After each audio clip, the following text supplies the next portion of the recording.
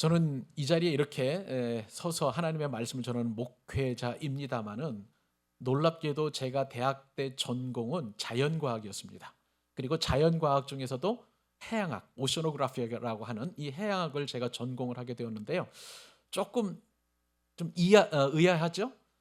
예, 해양학 하면은 보통 여러분들 생각하실 때 왜 마도로스 되지 않았느냐, 왜 횟집 사장님 되지 않았느냐, 아마 그렇게 질문하셨을 것 같은데 제가 하도 많이 그런 질문을 듣다 보니까 제 전공을 잘 말하지 않는 편입니다. 그런데 오늘 말씀을 묵상하면서 옛날에 어떤 경험했던 한 이야기가 생각이 나는 거예요. 해양을 전공하다 보니까 배를 탈 일이 있었습니다. 왜냐하면 어떤 그 해 원양선이나 뭐 큰 배를 타는 것이 아니라 실습선을 타고 나가 가지고 바닷물을 떠서 그 안에 있는 플랑크톤이나 아니면 뭐 바닷물의 어떤 농도, 염도라고 보통 이야기를 해요. 또 그다음에 어떤 생물이 사는지 그것을 연구하는 그런 취지에서 이제 가끔씩 실습선을 타고 또 그렇게 연구를 나갔던 적이 있었습니다. 그럴 때에 이제 그 여러 가지 듣는 이야기 가운데 제가 지금도 기억하고 있는 것은 어떤 이야기냐면 그 배의 선장님이 하시는 거예요. 선장님이 이런 말을 한 것이 제가 기억이 납니다. 보통 우리는 배에 탄 사람들 같은 경우에는 파도가 크게 몰려오는 것을 두려워하는데 배를 오랫동안 타신 분들은 그것은 별로 두렵지 않다는 거예요. 그러면 어떤 때가 가장 무섭느냐? 이 바람이 사방에서 불어오고 또 그다음에 파도가 여러 군데에서 몰려올 때에 그것이 이제 배에 집중되게 되면 그것은 정말 큰일이다라고 그렇게 이야기합니다. 실제로 그 자연적인 그런 일들이 다른 나라에서 일어난 적이 있었습니다. 1991년 10월 달로 제가 그 기사 내용을 보게 됐는데 북대서양에서 그 최악의 순간이 실제로 일어나게 되었습니다. 여러분, 기상학자들은 이런 상황들을 일컬어서 퍼펙트 스톰이라는 그런 단어를 쓰는데요. 이것은 무엇이냐면 이제 바람이 불어오는데 허리케인을 통해서 허리케인 하면 보통 태풍이잖아요. 그런 엄청난 비구름이 몰려오고 그리고 한랭정선이 또 오고 고기압이 이렇게 부딪히다 보니까 이 파도가 그 기압의 영향을 받아가지고 막 사방에서 막 몰아치는 거예요. 그런데 큰 배에 그 파도가 몰아치다 보니까 큰 대형 어선이 침몰하는 엄청난 사고가 일어났다고 합니다. 그래서 그 배에 타고 있는 모든 선원들이 이제 좀 어려움을 당하게 되었고 그리고 다 이제 수장되는 참 기가 막힌 일이 벌어지게 되었다는 거예요. 자, 이런 상황 속에서 사람들은 무기력하게 그 대재앙의 자연의 그 재앙 앞에서 무릎을 꿇고 그렇게 또 순응하면서 인생을 마무리하는 그런 일이 안타까운 일이 일어나게 되었는데 오늘 본문에 보니까 제가 창세기 47장을 깊이 묵상해 보면서 그때 당시 애굽에 있어서 완전한 이건 퍼펙트 스톰과 같은 엄청난 재난이었다라는 그런 생각을 하게 되었습니다. 기근이죠. 근데 그 기근이 몇 년 동안 진행이 되게 되었냐면 무려 7년 동안 7년 동안 그렇게 기근이 일어나게 되었습니다. 여러분 우리가 한 해만 이 기근이나 혹은 또 가뭄이 우리나라 가운데 일어나게 된다면 정말 큰일 나죠. 쌀값 올라가고 채소값 비싸고 과일은 뭐 먹지도 못하고 뭐 여러 가지 어려운 일들이 뭐 비일비재하게 일어나는 것을 보게 됩니다. 어디 그뿐입니까? 또 비가 내리지 않으면 또 불이 일어나 가지고 또 산불이 일어나서 많은 피해를 주기도 하고 하는 것을 보게 되면서 자, 이 기근이라는 것이 이렇게 무섭고 힘든 퍼펙트 스톰이구나라는 그런 생각들을 한번 해보게 되었습니다. 그런데요, 제가 이 기근을 그냥 단순히 자연 현상만 가지고 퍼펙트 스톰이라고 말씀을 드리는 것이 아니라 기근이 7년 동안 일어나다 보니까 어떤 일이 생기냐면 먹을 것이 귀한 거예요. 그렇죠? 작물이나 곡물이 재배할 수 없고 또 밀이나 이제 여기는 애굽이니까 이제 밀을 재배해서 아마 식사를 그들이 했겠죠. 근데 밀도 농사를 지을 수 없었기 때문에 메마르고 가파르고 황폐하고 또 쇠약해지는 그런 일들이 일어나게 되었고 당연히 애굽 사람들을 포함하여 고대 근동에 엄청난 기근이 몰려왔기 때문에 가나안 땅이라든지 주변에 있는 모든 나라 사람들이 어려움을 겪게 되는 그런 상황이 있었던 것이죠. 자, 이 기근으로 말미암아서 찬란한 이 애굽의 문명이 이제 무너져 내리는 그런 상황이 되었습니다. 사람들은 돈을 내서 처음에는 곡식을 사 먹었어요. 근데 그 돈도 다 떨어졌어요. 오늘 본문에 보니까. 또 가축을 팔았습니다. 17절에 보니까 가축도 팔았지만 그 가축을 팔아서 양식을 샀음에도 불구하고 그 양식도 다 먹게 되었고, 마지막에는 이제 토지도 팔고, 그리고 마지막 남은 것이 자신의 몸인데 몸을 이제 바로의 종으로 팔아서 먹고 사는 그런 연명을 하는 그런 상황에 놓이게 된 것이죠. 제가 말씀을 묵상하면서 이 기근이라는 것이 우리 인생에도 똑같은 모습으로 다가온다라는 사실을 한번 생각해 보게 되었습니다. 여러분, 저만 그런 게 아니라 여러분들 가운데 만약에 인생에 어려움이 오게 된다면 한 가지 어려움만 오는 게 아니죠. 이런 건강의 어려움이 오면 또 재정의 어려움도 오고 관계의 어려움도 올 수 있고, 여러 가지 어려움들이 한꺼번에 몰려오는 이 퍼펙트 스톰과 같은 그런 일들이 참 많은 것을 보게 됩니다. 그러니까 이 기근이라는 것은 단순히 자연 현상이 아니라 우리 인생에 몰아닥치는 어려움들, 그것을 성경에서는 이제 그 기근으로 오늘 본문에서는 표현이 됐습니다만은, 또 다른 또 그 성경의 본문에는 고난이라는 말로 표현할 수도 있는 것이고요. 또 다른 성경에서는 사방의 우겨쌈이라는 말로도 표현할 수 있는 거예요. 우리 인생을 살다 보면 참 여러 가지 그 어려운 일들이 한 가지 두 가지만 오는 것이 아니라 계속 몰려와서 나를 그렇게 마치 바닷물 속에 수장시키는 그 큰 퍼펙트 스톰과 같은 그런 문제로 다가올 때 우리는 정말 절망하고 인생을 포기하고 싶고 굉장히 큰 낙심하고 또 낙담하게 되는 것을 보게 됩니다. 근데 여러분, 여기에 소망이 있습니다. 어떤 소망일까요? 하나님께서는 이 엄청난 퍼펙트 스톰과 같은 이 기근의 상황 속에서도 한 사람을 예비하시고, 그리고 그 한 사람, 예비한 사람을 통해서 놀랍게도 그때 당시 애굽 사람들과 가나안 사람들을 구원한 것뿐만 아니라 이 상황을 통해서 하나님께서는 이스라엘의 민족을 형성하게 하는 엄청난 계획을 가지고 계신 것을 보게 됩니다. 한 가족 야곱의 70명이라는 이 그 한 가문이 나중에 출애굽 이후에 보면 430년이 지나고 나면 무려 이 남자 장정만 200만 명이 넘는 엄청난 대 군인으로 대민족으로 이렇게 형성되는 것을 보게 되는 거예요. 여기에 하나님의 놀라운 구원 계획이 담겨져 있다는 것이죠. 우리는 기근이 몰려오고 인생의 어려움이 닥치면 그것만 바라보니까 그 너머에 계시는 하나님의 큰 일을 우리가 잘 보지를 못합니다. 그런데 오늘은 그 말씀 안에서, 이 말씀 안에서 하나님께서 어떻게 역사하시고 어떻게 우리 인생의 기근을 무찔러 가고 이끌어 가시는지 우리가 깊이 은혜를 받을 거예요. 사랑하는 여러분, 오늘 주시는 말씀이 나에게 주시는 말씀으로 받아들이고 저와 여러분에게 위로와 소망이 될 수 있기를 간절히 소망합니다. 자, 오늘 설교의 제목이 뭐예요? 기근보다 크신 하나님의 손에 붙들린 한 사람이라는 그런 제목을 여러분들에게 드렸습니다. 자, 그러면 이 퍼펙트 스톰과 같은 그런 기근 속에서도 더 그것보다 크신 하나님께서 붙들린 한 사람이라고 그랬는데 그 사람은 요셉이겠죠? 자, 그런데 오늘 우리가 첫 번째 은혜 받을 것은 뭐냐면 그 사람의 시선이에요. 그 시선이 어디를 향하고 있느냐 우리가 먼저 살펴보아야 되고요. 그 시선은 위기 속에 감춰진 하나님의 은혜를 볼 수 있는 그런 어떤 시선을 갖게 되었다는 거예요. 저와 여러분이 한번 그 은혜를 살펴볼 수 있기를 바랍니다. 자, 오늘 저와 여러분이 읽었던 이 본문 말씀은 인류 역사상 가장 어려운 재난 가운데 하나라고 할 수가 있겠죠. 기근입니다.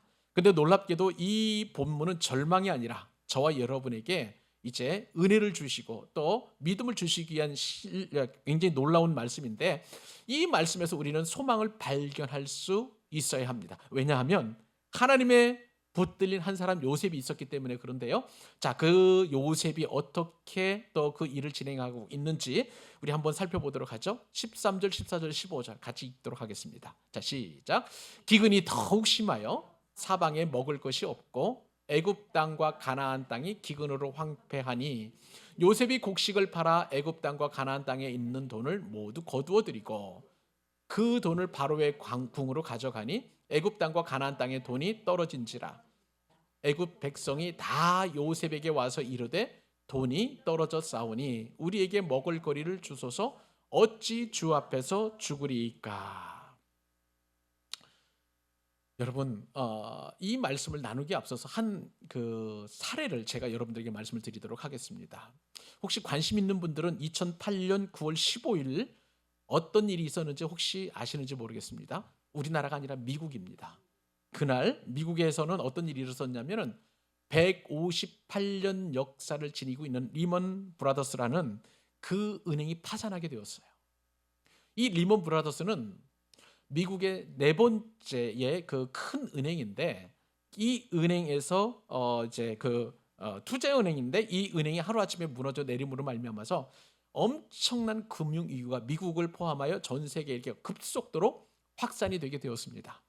그때 제가 신문 기사를 보면서 이제 한 가지 그 리만 브라더스사에 일했던 어떤 직원이 한 이야기를 생각이 났는데, 그때 그 직원이 이런 이야기를 했습니다. 158년 역사가 하루아침에 사라졌습니다. 내일은 어떻게 해야 할지 모르겠습니다. 라고 그렇게 이야기를 했다는 거예요. 이 직원의 인터뷰를 통해서 그가 얼마만큼 절망에 빠졌는지 우리가 어느 정도 직감을 할 수 있을 것 같습니다. 이 리먼 사태는 미국 역사상 최대 규모의 그 파산으로 볼 수가 있겠고요. 전 세계의 금융시장이 연쇄적으로 그렇게 파산을 맞는 참 기가 막힌 그런 일이라고 할 수가 있겠습니다. 저도 그때의 기억이 납니다. 어떤 상황이 이루어지게 되었는지. 제가 신학을 공부할 때인데 참 그때 참 피부에 와닿는 그런 어떤 뭐라 그럴까요? 그 상황이었다는 것을 생각을 해보게 되었습니다. 그런데요, 이 상황 가운데에서 이 엄청난 위기 앞에서 다르게 생각하고 다르게 판단하는 한 사람이 있습니다. 그 사람이 누구냐면 오마하의 현이라고 불리는 세계 최고의 투자자라고 할 수 있는 워렌 버핏이라는 그런 사람이었습니다. 이 사람은 아주 전 세계의 금융가에서 알아주는 그런 투자자이기도 하고요. 이 사람이 어떤 쪽에 투자를 하고 어떤 쪽에 관심을 가지고 있느냐에 따라서 미국의 그 뭐 나스닥이라든지 또 그다음에 여러 가지 주식 시장들이 시선이 바뀌게 되고, 많은 투자자들의 관심이 워렌 버핏의 그 손길에, 그리고 그 시선에 같이 공감해서 같이 투자하는 그런 일들이 일어나고 있었던 것이죠. 그런데 이렇게 리먼 브라더스가 파산을 해서 전 세계에 어려움을 겪고 있었을 때에 이 워렌 버핏이 놀랍게도 이 파산한 것을 상쇄하기 위해서 다른 곳에 투자처를 찾아가지고 자신의 엄청난 돈을 투자를 하게 되었습니다. 그래서 그가 투자한 곳은 어디냐면 골드만삭스라고 하는 그 금융 회사가 있는데, 이곳에 무려 50억 달러를 투자를 하게 되었고요. 또 미국 제조업의 상징이라고 할 수 있는 제너럴 일렉트릭에 무려 30억 달러를 투자를 하게 되었습니다. 자, 그러니 이 워렌 버핏이 투자를 하니까 사람들 마음 가운데 어떤 마음이 들었냐면, 저렇게 워렌 버핏이 이렇게 금융 파산에도 불구하고 투자를 하게 된다면 우리도 투자할 만하다라고 하는 사람들 마음 가운데 심리적으로 안정을 주고, 또 더 안전한 투자처를 찾기 위해서 사람들 마음 가운데 그 어떤 주식에 대한 그런 어떤 안정된 마음을 주었다는 것이죠. 자, 이렇게 해서 이제 금융 위기가 어느 정도 돌파하게 하는 굉장히 중요한 이 모멘텀으로 이 워렌 버핏이 투자한 그런 어떤 투자가 굉장히 중요한 동기가 되었다고 합니다. 많은 사람들이 그 리먼 브라더스의 그 파산으로 말미암아서 위기와 또 그다음에 두려움과 절망 속에서 빠져 있었지만, 오직 이 한 사람, 이 오렌 버핏만큼은 새로운 관점을 가지고 새로운 시선을 가지고 투자처를 찾아서 전 세계 금융시장을 안정화시키는 데 혁혁한 노력을 했다는 것이죠. 한 사람의 시선은 이만큼 중요하다는 것을 우리가 역사적 사실을 통해서 알게 됩니다. 오늘 본문 가운데서도 한 사람의 독특한 시선, 또 우리가 보지 못하는 그런 시선을 가진 한 사람이 등장하는데, 그게 누구냐면 바로 요셉입니다. 오늘 말씀을 보니까 그 기근이 얼마나 심각한지 성경은 이렇게 기록하고 있죠. 기근이 더욱 어땠다고요? 심하여졌다. 더욱 심하여졌고 사방에 다 먹을 것이 없다 보니까 모든 땅이 다 황폐해졌더라라고 그렇게 표현되어 있습니다. 저는요, 이 표현 가운데 이 황폐하다는 단어를 제가 유심히 보게 되었는데, 이 황폐하다는 말 애굽 말 그 성경 원어로 그 왓델라라고 하는 그런 단어를 씁니다. 자, 이것은 어떤 뜻을 가지고 있느냐? 너무나 지쳐서 기절하다는 뜻을 가지고 있어요. 그리고 녹아내린다는 뜻을 가지고 있습니다. 그리고 무엇보다도 정신을 다 혼미해서 잃어버린다라는 그런 뜻을 가지고 있어요. 여러분, 기근이 너무 심하다 보니까 먹을 것이 없잖아요. 그러다 보니까 모든 사람들의 마음과 모든 사람들의 생각이, 그리고 모든 사람들의 시선이 다 녹아내리고 지쳐 있고, 그리고 정말 너무너무 힘들어서 아주 기절할 정도로, 쓰러질 정도로 그렇게 힘겨운 그런 상황이 이 본문 안에서 전개되고 있다는 거예요. 여러분, 이 정도면 퍼펙트 스톰 아니겠습니까? 아무것도 할 수 없는 무조건 절망 그 한가운데 이 사람들이 이 기근으로 말미암아서 마음이 황폐해지고 삶의 모든 환경이 황폐해졌다는 것을 우리가 알게 됩니다. 정신도 영혼도 육체도 다 녹아져 내리는 그런 기가 막힌 상황에 놓이게 되었던 것이죠. 이 절망의 상황 속에서 우리는 두 가지 시선을 보게 됩니다. 첫 번째 시선은 일반 백성들이에요. 먹을 것이 없으니까 너무너무 힘든 거예요. 지쳐있고 피곤하고, 그리고 삶의 희망도 없고 절망 그 한복판에 이 사람들은 그저 어떻게 하면 살 수 있는지 아무런 소망도 볼 수 없는 절망의 시선을 우리가 이 본문에서 우리가 보게 됩니다. 그런데 다른 사람의 그 시선, 한 사람의 시선이 있죠?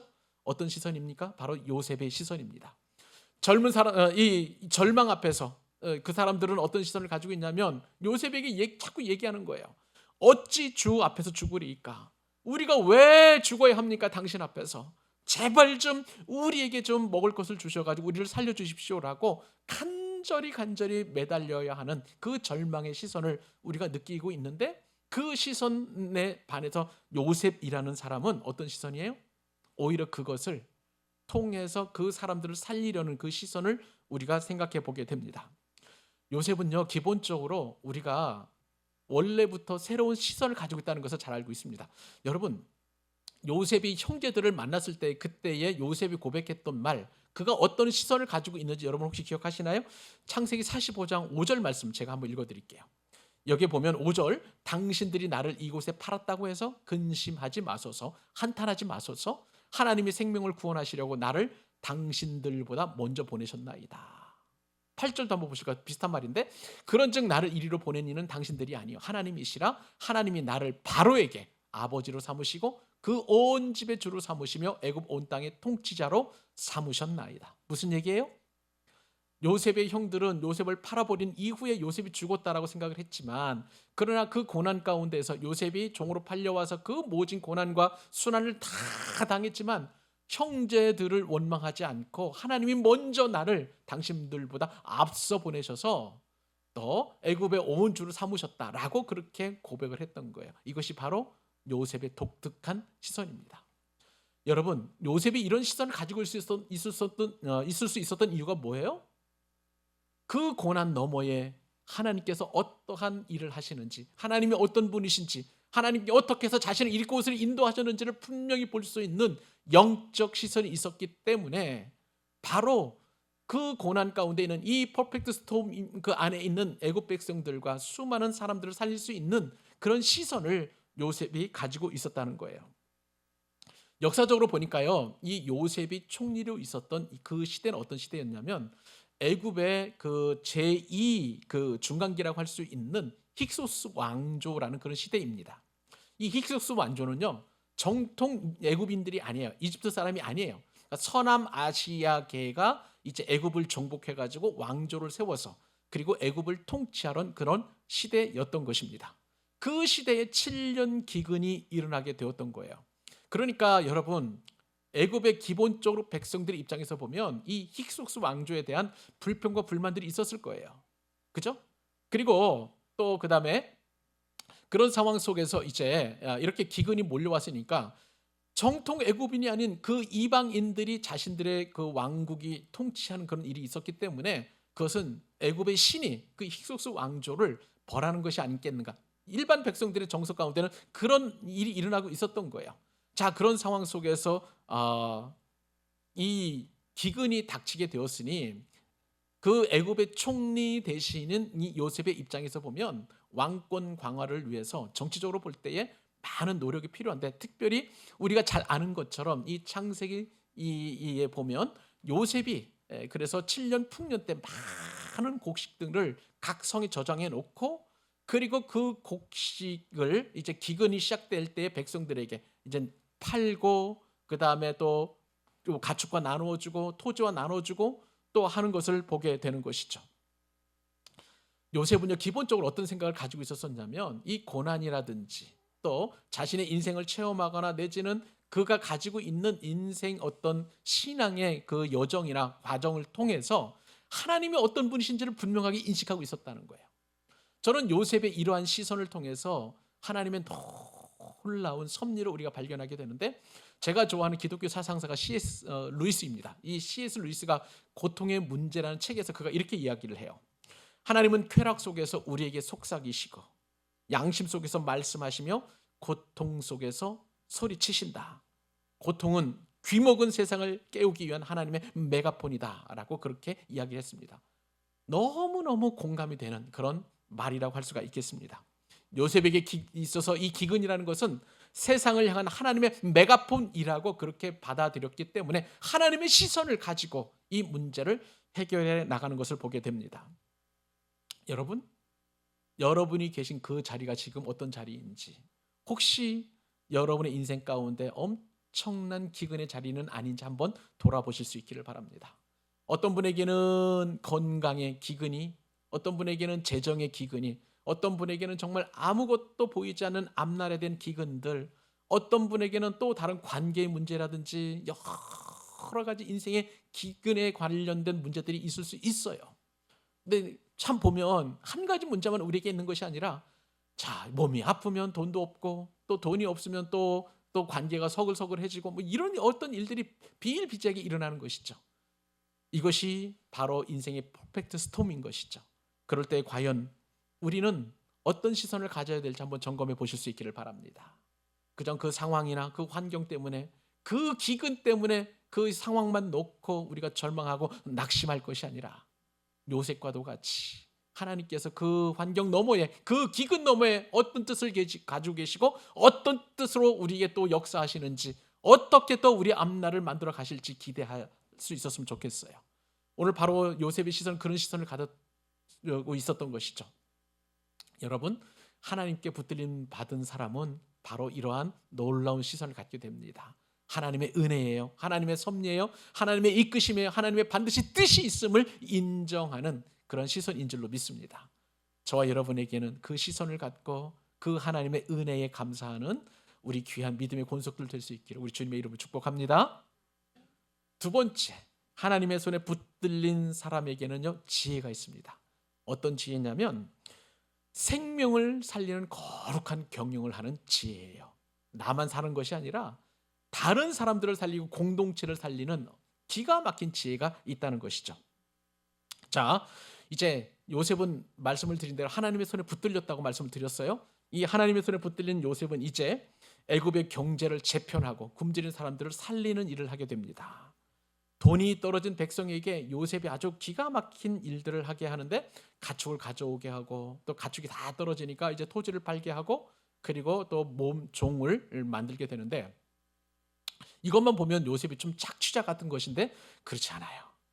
이것이 하나님의 놀라운 그리고 거룩한 경영이라는 사실을 우리가 알게 되는데, 좀 말씀을 잘 기니까, 자, 그러면 제가 16절 17절 읽고 여러분들이 끝절 20절과 21절 그렇게 해서 두 절씩 한번 읽어보도록 하십시다. 제가 16절 17절 먼저 읽습니다. 요셉이 이르되 너희의 가축을 내라. 돈이 떨어졌은즉 내가 너희의 가축과 바꾸어 주리라. 그들이 그들의 가축을 요셉에게 끌어오는지라. 요셉이 그 말과 양떼와 소떼와 나귀를 받고 그들에게 먹을 것을 주되 곧 모든 가축과 바꾸어서 그 해 동안에 먹을 것을 그들에게 주니라. 이번에 20절 한번 볼까요? 여러분들 같이 읽어주세요. 20절 21절 시작. 그러므로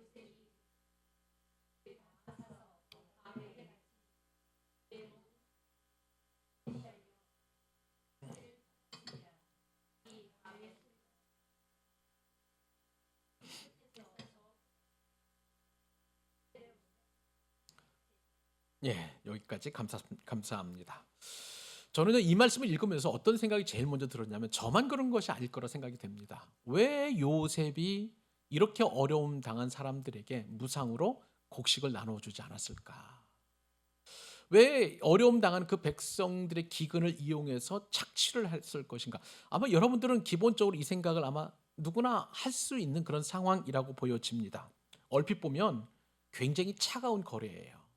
요셉이 곡식을 저장해 놓은 것을 가지고 돈 받고, 그러니까 돈이 다 떨어지니까 이번에는 가축을 팔으라고 하고, 가축을 다 파니까 이번에는 또 토지, 그 다음에 나중에는 종이 되라, 그렇게 이야기를 하는데, 일반적으로 보면, 상식적으로 보면 하나님은 은혜의 하나님이시고 또 하나님의 손에 요셉이 붙들렸다라고 이야기하면 당연히 그렇게 어려운 사람, 당한 사람을 배려하고 나누어주고 보살펴 주는 것이 그게 성경의 정신이고 또 하나님의 뜻에 순종하는 것이라고 보통 사람들이 다 생각할 것입니다. 그런데 왜 요셉은 이렇게 과정들을 통해서 일종의 고려를 했었을까요? 여러분, 이 말씀을 그냥 우리말로 읽으면 잘 이해가 안 가지만 제가 탁 눈에 들어왔던 말씀이 16절 말씀입니다. 어떤 말씀을 보면 16절 이렇게 표현되어 있죠. 요셉이 이르되 너희의 가축을 내라. 돈이 떨어졌은즉 내가 너희의 가축과 어떻게 한다고요? 바꾸어 주리라. 이 바꾸어 준다는 말에서 이 주다라는 말이 저는 제 마음에 확 와닿았어요. 무슨 뜻이냐면, 이 바꾸어 주다에서 이 주다라는 말은 동사 나탄이라는 그런 단어를 쓰는데, 이 나탄은 기본적으로 뭐냐면 빼앗는 게 아니에요. 착취하는 게 아니라 주는 거예요. 주는 거예요. 비록 돈을 받았지만 그리고 그 곡식을 주는 그런 개념으로 생각을 한다면 요셉은요, 착취하는 자가 아니고 빼앗는 자도 아니고 주는 자라는 것을 우리가 말씀을 통해서 깨닫게 됩니다. 자, 이렇게 요셉은 돈을 받고 곡식을 주었어요. 또 가축을 받고 또 이 곡식을 주었습니다. 자, 그때 당시에 이 가축이라는 것은 가장 큰 재산이죠. 재산 목록인데, 이 가축을 바치고 또 그 요셉에게서 이제 곡식을 받아냈다는 것은 어떤 의미를 가지고 있느냐? 우리는 착취란 개념보다도 요셉이 그 가축의 주인들과 그리고 또 이 가축을 동시에 살리는 놀라운 하나님의 지혜라는 것을 우리가 발견할 수 있는 것이죠. 만약에 요셉이 그 가축을 받지 않고 곡식을 그냥 거저 주었다면 그 곡식을 빨리 먹고 사람은 살 수 있었겠지만 가축은 동시에 죽었을 거예요. 그러니까 사람과 가축을 동시에 살릴 수 있는 방법은 다른 방법이 아니라 가축을 요셉이 받고 그리고 곡식을 내주면 사람도 살고 그 가축도 사는 이중으로 생명을 살리는 그 일을 할 수 있었기 때문에 요셉이 그렇게 한 것이죠. 그리고 17절에 보니까 이제 가축들의 종류가 나와요. 말, 양, 소, 그리고 나귀까지 거래를 하게 되었습니다. 여러분, 이것은 뭐냐면은요, 이 소나 또 나귀나 또 말 같은 경우에는 귀족들이 가지고 기르는 그런 짐승들이었어요. 양이나 염소는 일반 백성들이겠죠.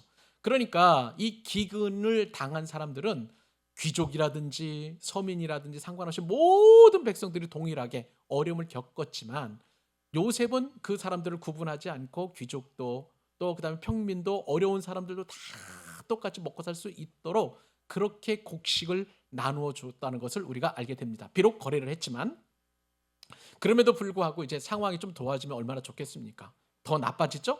자, 19절에 보니까 우리의 돈도 다 하고 가축대도 다 하시니 이제 남은 것은 우리의 몸과 그리고 토지라는 거예요.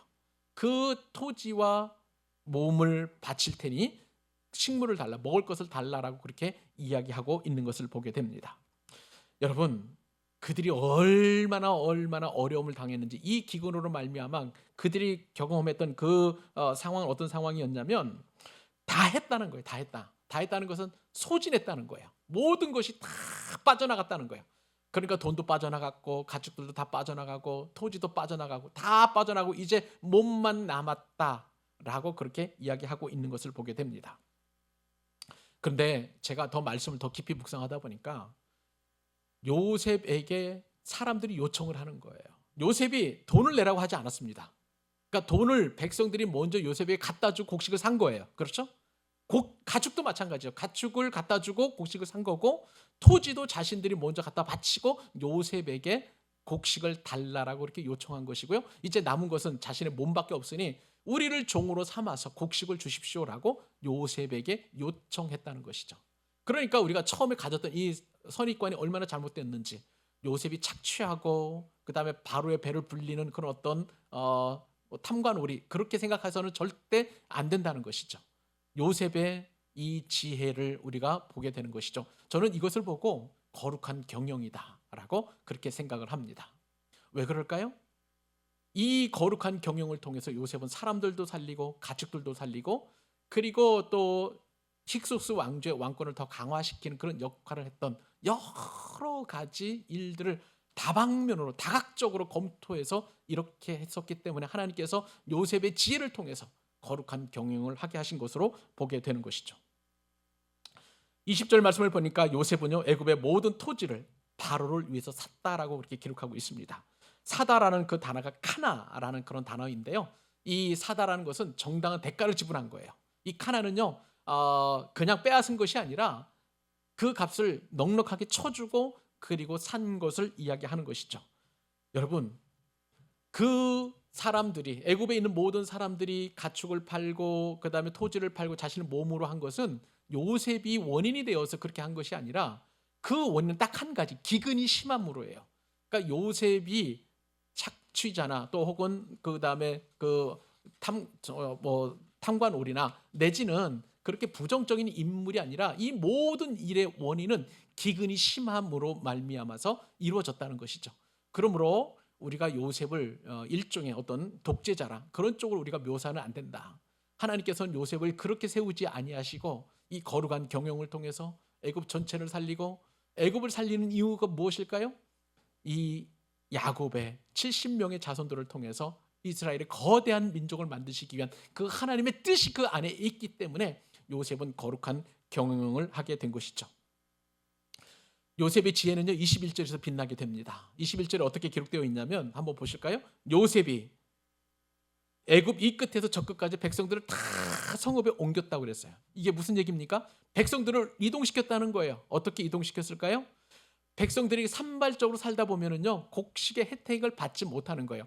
그러니까 우리가 예전에 요셉이 7년 풍년이 있었을 때 각각의 국고성을 만들어 가지고 거기다가 그 곡식들을 저장할 수 있는 그 곡식 창고를 만들어 놨던 거예요. 그러니까 여기저기 흩어져 있는 백성들을 그 곡식 창고가 있는 주변으로 모여들게 해서 어차피 이제 바로의 종이 되었으니까 모여들게 해가지고 그 지역에서 이제 그 곡식을 받아 먹으면서 살아갈 수 있도록 그렇게 요셉이 지혜를 펼쳤다는 것입니다.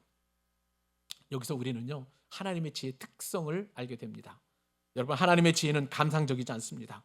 거룩하지만 현실적이고 그리고 자비롭지만 질서가 있다는 거예요. 요셉은 인간의 어떤 동정심 또 그다음에 인간의 눈물만 고려하지 않고요.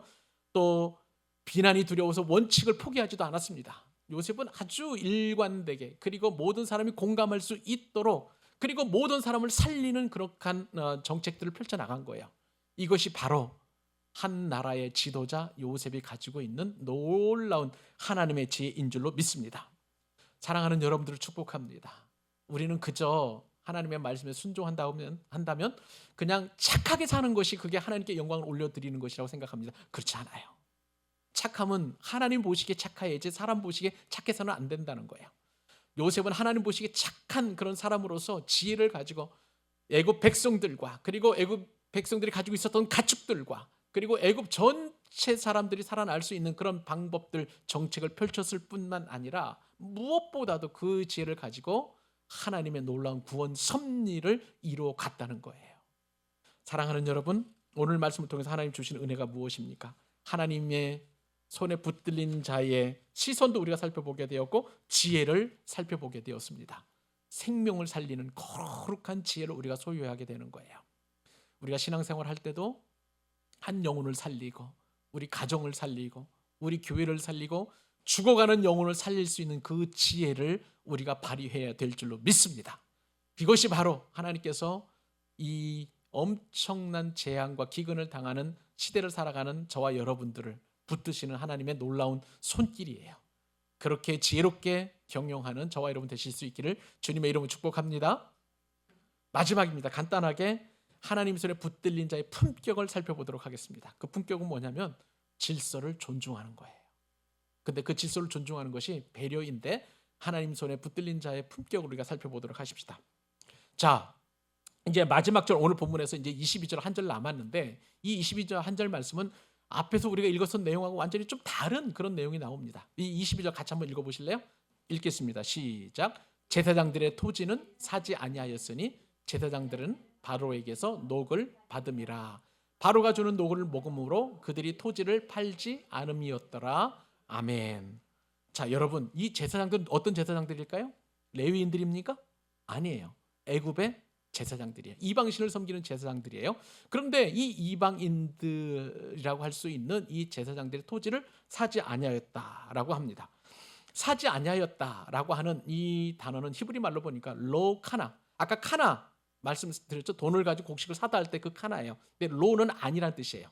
로카나 사지 아니하였다라는 그런 뜻인데, 자, 이것은 무슨 의미냐면 의도적으로 배제하는 것을 말하는 것입니다. 그러니까 이 요셉은 그 제사장, 애굽 제사장들의 토지를 의도적으로 배제해서 사고 팔고 거래를 하지 않았다는 거예요. 이것을 만약에 사들였다면 요셉은 분명히 애굽 왕 바로로부터 눈밖에 났을 것입니다. 왜냐하면 기본적으로 이 애굽의 제사장들은 어떤 의미를 가지고 있느냐? 애굽의 그 통치자에게 조력하면서 지혜를 주고 그다음에 통치 방법들을 또 같이 의논하면서 그 의학, 그다음에 마술, 그다음에 천문학, 그리고 또 어떤 정책, 또 행정과 관련된 모든 일들을 조언하는 그룹들이 바로 이 제사장들이었어요. 굉장히 애굽 왕 바로로부터 신임을 얻고 신임이 두터운 그런 어떤 그룹이었습니다. 그렇기 때문에 이 제사장들은 바로의 녹을 먹었다는 거예요. 이 녹은 월급이죠. 정기적인 어떤 그 급여를 말하는 거예요. 그러니까 그 일을 대가로 바로가 규칙적으로 이 제사장들을 먹여 살린 것이죠. 그러니까 그들의 토지를 건들지 않았다는 것입니다. 만약에 건들게 되면 왕권에 대한 도전이기 때문에 요셉은 그렇게 행하지 않았다는 거예요. 여러분, 여기서 우리는 하나님의 놀라운 그 손에 붙들린 사람의 그 품격을 보게 됩니다. 기존의 질서를 무너뜨리지 않았다는 거예요. 우리는 흔히 사회가 격변하고 사회가 많이 혼란스러우면 모든 기본적인 질서를 다 뒤집어 엎으려고 합니다. 일종의 혁명을 꿈꾸는 것이죠. 이래 주거나 저래 주거나 어차피 죽을 거라면 세상 한번 뒤집어 보자 하면서 기존 질서를 완전히 무시하고 뒤집어 엎으려고 하는 그런 근성들이 많이 있어요. 여러분, 요셉은요 하나님의 손에 붙들렸을 때 그렇게 하지 않았습니다. 이것이 바로 하나님의 손에 붙들린 사람의 품격이라는 것이에요. 하나님의 손에 붙들린 사람은 질서를 유지하되 그 질서를 통해서 하나님의 뜻을 구하는 줄 믿으시기 바랍니다. 예수님께서 이제 그 겟세마네 동산에서 기도하시고 이제 새벽 어느 정도 마무리됐었을 때 이제 고난의 그날이죠. 그때에 예수님을 잡으러 오는 사람들이 있었습니다. 그런데 베드로가 그 무리의 한 사람을 칼을 빼가지고 귀를 쳤어요. 그때 예수님께서 베드로를 책망하시면서 어떤 말씀을 하셨냐면, 나는 12군단이라도 더 되는 군대를 동원할 수 있는 능력이 있지만 그렇게 하지 않으셨다고 말씀해 주셨습니다. 이 오늘 말씀을 통해서 그 상황 속에서 기근이라는 기가 막힌 퍼펙트 스톰 안에서도 기존의 질서를 유지하고 질서를 존중하는 그 하나님의 손에 붙들린 자의 품격을 보게 됩니다. 예수님의 모습과 요셉의 모습은 어느 정도 오버랩 된다는 것을 우리가 말씀을 통해서 깨닫게 되는 것이에요.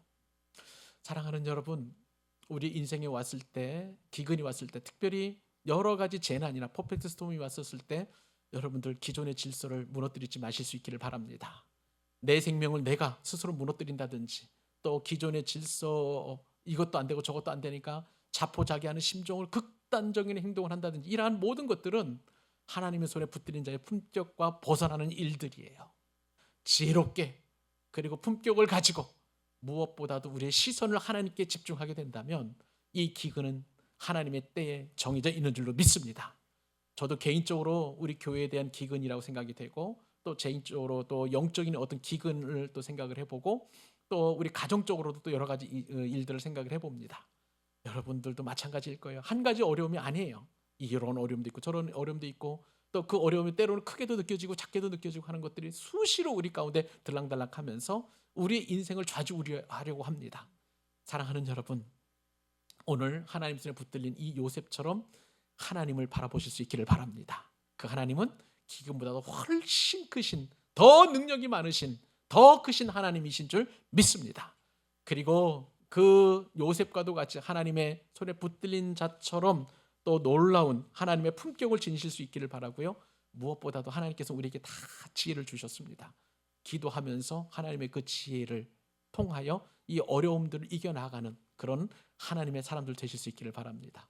그 은혜와 축복이 오늘 이번 한 주간뿐만 아니라 3월 한 달간에도, 그리고 이번 올 한 해에도, 그리고 우리 인생 가운데서 풍성하게 드러나기를 우리 주님의 이름으로 축복합니다.